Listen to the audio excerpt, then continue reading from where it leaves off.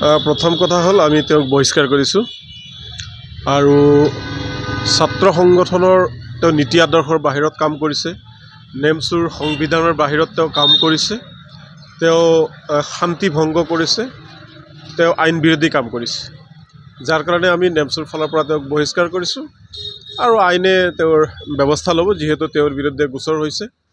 আমি শামছুল হকক প্ৰথমতে আমি অব্যাহতি দিছিলোঁ, তাৰপিছত আমি পুনৰবাৰ সমগ্ৰ ঘটনা চাই বিবেচনা কৰি আমি দেখিলোঁ ভিডিঅ'বিলাক আমাৰ হাতলৈ যোৱাৰ পিছত আমি তেওঁক প্ৰাথমিক সদস্যৰ পৰা আমি তেওঁক বহিষ্কাৰ কৰিছোঁ। কাৰণ ছাত্ৰ সংগঠন বা ছাত্ৰ সমাজে মানুহৰ ভাল কাম কৰিব লাগে, বিপদত সহায় কৰিব লাগে, বৃদ্ধ লোকক সহায় কৰিব লাগে। আনকি দেখিছোঁ এগৰাকী বৃদ্ধক তেওঁক পিটিছে আৰু সেই বৃদ্ধজনে তেওঁ ক্ষমা বিচাৰিছে, তই মোৰ ভগৱান এনেকুৱা বুলি বিভিন্ন কথা, মানে তেওঁৰ যাতে মাৰপিট নকৰে তাৰ বাবে তেওঁ এনেকুৱা ধৰণৰ বিভিন্ন কথা কৈ আছিলে।